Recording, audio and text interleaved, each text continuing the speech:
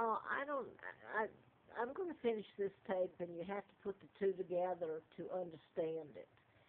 The reason I'm making this tape, and I'm going to make this so that if somebody just gets this one, they know what I'm speaking of. I'm Margaret Ann Windsor, and my father's King Edward VIII, the real King Edward VIII, married to my mom, Claudia Ruth O'Keefe Windsor. A double was used to marry Wallace Simpson.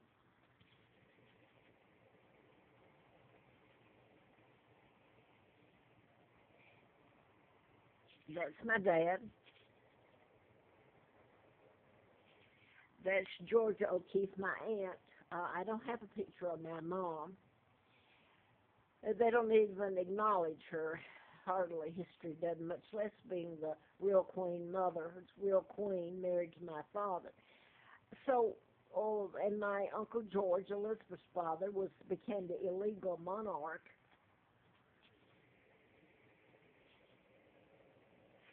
And Roosevelt, that's in 1939, the year I was born, planning my kidnapping in 41. Rockefellers, Rothschilds, Bilderbergers, the New World Order, which Elizabeth and Charles are part of, and they're illegal. Why would you put a 99-year seal on something to begin with?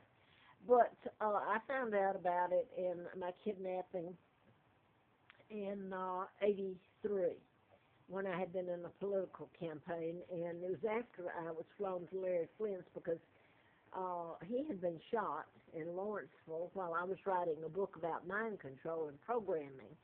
And I was flown out to his home in Bel Air in October twice of 83 in the campaign to replace Larry McDonald, congressman and doctor from Atlanta, whom I had wrote about in the mind control book. So now I'm a candidate, and I start finding out that I've been kidnapped.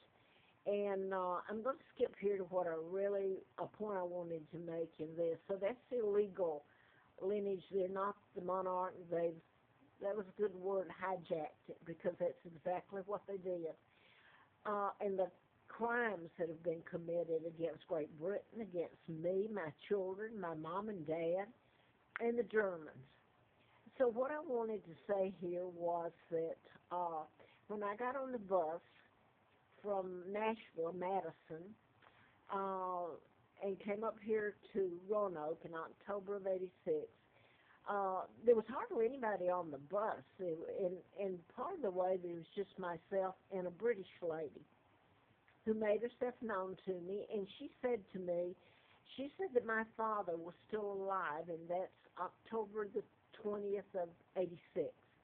So my father would have been quite old at the time.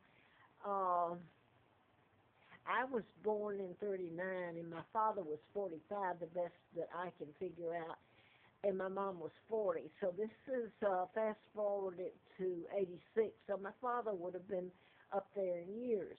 Now then, here's the thing.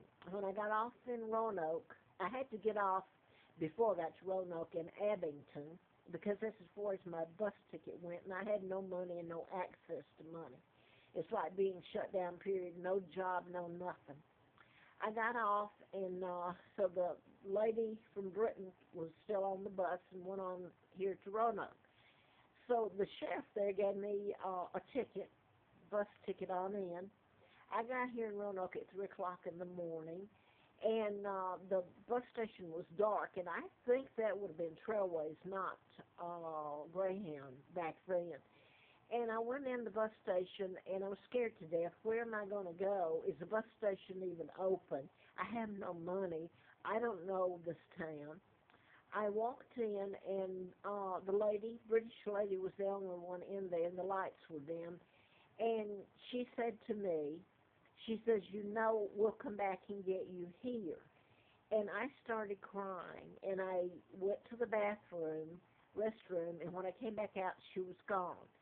And my point is that my father was still alive then. Now then, the double was supposed to have been buried and died that married Wallace Simpson in, I believe, 74. And I know that from the best I can find out, so I guess my question is, who's buried in, pretending to be my father? He's buried in where my father would have been buried. That's not even my father buried in the grave there in England, wherever he was buried.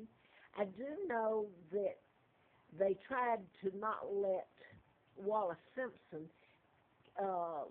be with the royal family when he was buried, and people made all kinds of complaints. Poor Wallace Simpson. Wallace Simpson was an American spy. She married a double and became the Duke and Duchess of Windsor. They stole my father's identity, my mother's. They helped in what happened to me. And I know that one of my relatives, William of Gloucester, I believe, he was really loyal to my father, which everyone should have been. But I know that some of the people throughout history in this have died of strange accidents and everything. I know that he died in a plane crash. Now then, that's not my father there, but my father was still alive that was 74, and this is 86. And I don't know when my father died. I don't know where he was buried. I do know that I stayed at the rescue mission for a couple of nights, and you could only stay a couple of nights. Then you had to look for a job, which was a joke. I couldn't get one. I was shut down. You couldn't tell anybody that, though. You couldn't tell them I'd done the book, even though I had written a book. I'd been in a political campaign. Nobody wanted to hear it. They treated me like I was a criminal, really the worst criminal going. But I remember the couple of nights that I stayed at the rescue mission. You had to go to a church meeting. Remember a lady coming in, and I had seen pictures of Georgia, who I had found out, or was finding out, was my aunt and my mother's name, and my father and all that, my real name. She came in with the walking stick that Georgia always carried there at the end, and in the long black dress that Georgia always wore. Now then, I thought, at first it didn't dawn on me. It really didn't, because she didn't speak to me or anything. She sat apart from me. So I had gotten a live-in for a few days, and later I worked there for about a year, a little over a year, doing a live-in. But anyway, I'm talking about there that next few days, and I came out of the rescue mission, and this lady that I later thought was Georgia, at least for a while, O'Keefe, she got up. She had actually slept out in the cold. Now, by this time, it's October, last of October, let me say that. And the skies with her, which later I thought she came up to me, and she had slept out with him, and I thought it was Juan Hamilton. Now, Juan Hamilton was a young fellow that stayed with Georgia, and he kept the O'Keefes away from Georgia, so I don't know the deal there. He ended up with a lot of her money and paintings and all this, and so it's questionable there what he did, his role was. But anyway, this turned out to be my mother, and I didn't know it. I was told later, and the reason that it really gets me was later that day I was at the library downtown Roanoke, and she was there, and she had the stick and was dressed like Georgia, and she had that morning when I'd come out from the rescue mission, and she slept out with the person that I thought later was Juan Hamilton, and I thought it was Georgia till later. She met me, and she says, I chose to sleep out, and she says, this young man takes care of me.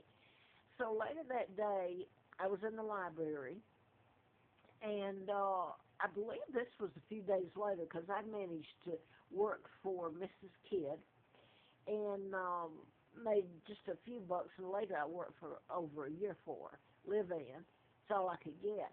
But the person that I thought was Georgia later on turned out to be my mother. The only